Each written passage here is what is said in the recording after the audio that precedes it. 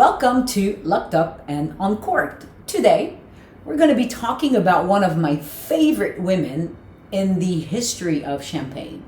Her name, Veuve Clicquot. Veuve Clicquot, also known as Barbe-Nicole Clicquot Ponsardin, transformed a small-time wine business into the most important champagne house of the 19th century in just over a decade. By the time she was 40, Barbe-Nicole was one of the wealthiest and most celebrated women entrepreneurs in all of Europe and one of the first businesswomen in the history to lead an international commercial empire. She recognized an industry in crisis and was unafraid basically of entering into new markets when the entire social structure of the old France, the Ancien Régime, was crumbling and Europe was in a collective panic. Barbe-Nicole quietly defied the expectation of her culture and what society had in mind about what women were and what they were capable of achieving. She opened up new horizons for women in business and basically forced those around her to reconsider the gender stereotypes of her day. In the champagne industry, she's simply known as La Grande Dame, which is also the name of her prestige cuvée, La Grande Dame. In 1787, Barbe-Nicole Ponsardin married François Clicquot Muiron. And while this arrangement effectively merged the interest of two of the most prominent merchant families in the cloth business, what François really was interested and passionate about was the wine industry that his family was already invested into. And with the help of his new wife, whose maternal grandmother was actually the granddaughter of Nicolas Ruinart, he convinced his dad to let him focus on the wine that his family was already making. Although the popularity of the champagne industry, the sparkling version of it, continued to increase with the Napoleonic Wars that happened in the early 1800s, that created a lot of difficulties for commerce. So François struggled a great deal until he died 7 years later and left his dream unrealized. Nevertheless, Barbe-Nicole Clicquot chose to continue the wine business and convinced her father-in-law to bankroll her twice. And with the support of her intrepid traveling salesman named Louis Beaune, who was promoting the wines far and wide, production started to stabilize and the reputation of the house of Veuve Clicquot began to grow.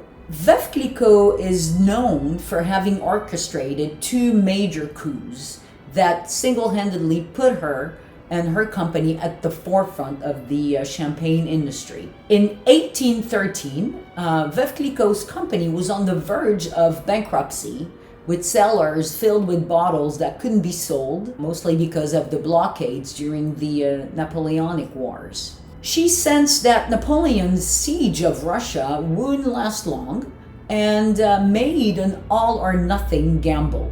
So she basically arranged for a secret shipment to be smuggled to Amsterdam and kept there until the blockade would be lifted. In the meantime, she also sent Beaune to St. Petersburg with samples of her Veuve Clicquot champagne. When Napoleon surrendered and retreated in 1815, her gamble paid off. Veuve Clicquot was the first champagne to reach Russia and remained the only one there for months, which allowed her to corner that huge emerging market and secured herself the number one spot as the only wine that the Tsar Alexander I would drink. The second coup that Veuve Clicquot pulled was the creation of this famed technique called riddling, in French, remuage. Riddling involves the gradual tilting of the bottle neck down, sur pointe, as they say in French, meanwhile rotating it by small increments clockwise and anti-clockwise. As the angle of tilt increases, the forces of gravity draw the sediment into the neck in preparation for disgorgement. Veuve Clicquot's innovation was a revolution. Not only was her champagne's quality improved, she was also able to produce it much faster. The technique, the riddling, was an extreme annoyance to her competitors, especially, of course, Jean-Rémy Moet from Moet et Chandon, who could not replicate her method. It was not an easy secret to keep, of course, because she employed a large number of workers in her cellars, but apparently no one betrayed her secret, which truly was a testament to her workers' loyalty. It would be decades before any of them became wise to the method of riddling, which gave Barbe-Nicole another advantage over the champagne market. To this day, the technique remains an essential part of the champagne making process. In her later days, she wrote a letter to Anne, which says, quote, "The world is in perpetual motion, and we must invent the things of tomorrow. One must go before others, be determined and exacting, and let your intelligence direct your life. Act with audacity." This is the heart of Veuve Clicquot's story.